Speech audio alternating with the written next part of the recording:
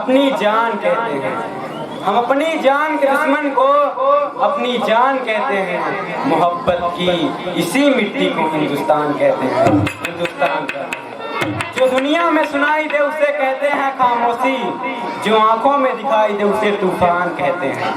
जो ये दीवार का सुराख है साहब, जो ये दीवार का सुराख है, चाइना अमेरिका पाकिस्तान साजिशों का हिस्सा है, लेकिन हम इसे अपने घर का रोशनदान कहते हैं।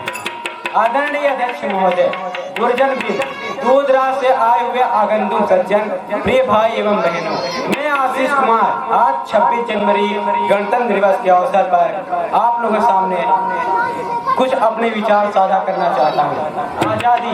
आजादी का असली मतलब वही समझ सकता है जिसने कभी गुलामी की हो। हम सौभाग्यशाली हैं जो इस स्वतंत्र भारत में जन्म ली। यूं तो आजादी की लौ 1857 में ही जल चुकी थी, जो विशाल बनकर 1947 में हमारे इस भारत को आजाद कराई। वर्तमान प्राचीन मध्यकालीन और वर्तमान भारत के उदाहरण से स्पष्ट करना चाहूंगा कि जब हम फिरंगियों के फेर में फंस गए थे, तब हमारे खून में आने वाला 5 डिग्री का तूफान अंग्रेजी शासन के जड़ों में उफान ला देता था।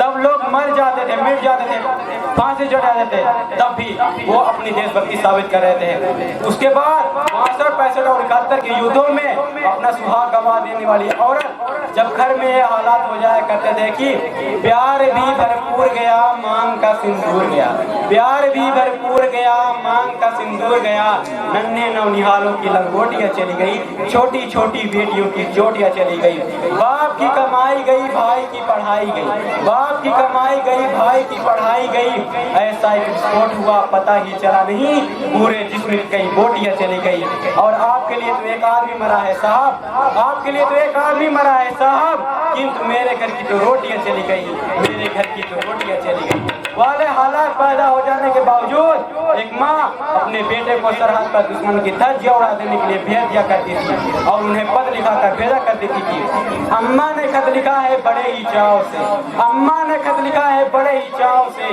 पुत्र मेरे न घबरा जाना, 1 इंच भी पीछे न हटना, चाहे इंच कट जाना, चाहे इंच कट जाना।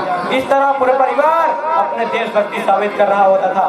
तब देश बलिदान मांगता था, तब देश लड़ जाने को कहता था, तब देश मर जाने को, मिट जाने को, फांसी चढ़ जाने को कहता था। किंतु आज देश लड़ जाने को नहीं कहता, आज देश मर जाने को, मिट जाने को, फांसी चढ़ जाने को नहीं कहता, बल्कि मेरे विचारों में यदि कोई व्यक्ति अपना काम पूरी ईमानदारी, पूरी मेहनत और पूरी लगन से करे ना, वही सच्चा देशभक्त है। मैं नहीं मानता कि फेसबुक और व्हाट्सएप की डीप को 3 रंग में रंगना ही सच्ची देशभक्ति है। और आप कहेंगे कि यदि साल में 2 बार तिरंगा लेना ही देशभक्ति है, तो मैं आपसे पूछना चाहूंगा कि फुटपाथ पर रहने वाला बच्चा जब ट्रैफिक की छांव में नंगे पांव में जब तिरंगा बेच रहा होता है, तो क्या आप उसकी देशभक्ति कहेंगे?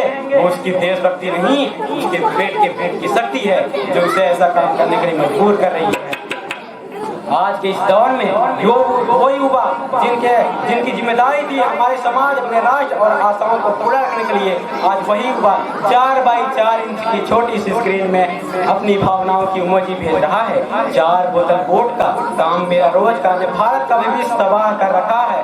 हम ना ऐसे समाज में जीते हैं जहाँ पत्थर की मूर्त को लगते हैं 56 भोग, भूखे नंगे तड़पते सो जाते हैं लोग, भूखे नंगे तड़पते सो जाते हैं लोग। गरीब को गरीब समझिए, मजदूर को मजदूर समझिए, मजबूर नहीं।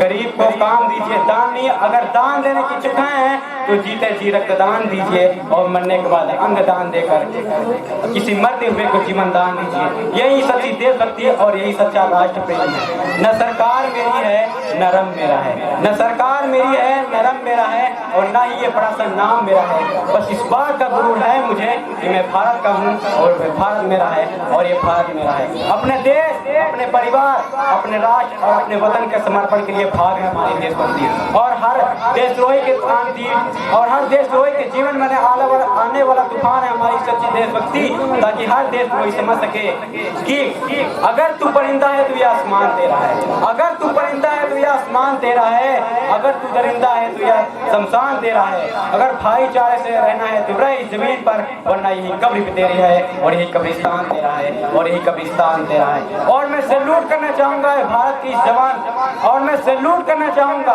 दिन रात हमारी रक्षा के लिए सरहद पर खड़े हर उस जवान को, इस देश की पुलिस प्रशासन और किसान को और इस देश के हर उस नागरिक को जो अपना काम पूरी ईमानदारी, पूरी मेहनत और पूरी लगन के साथ करते हैं।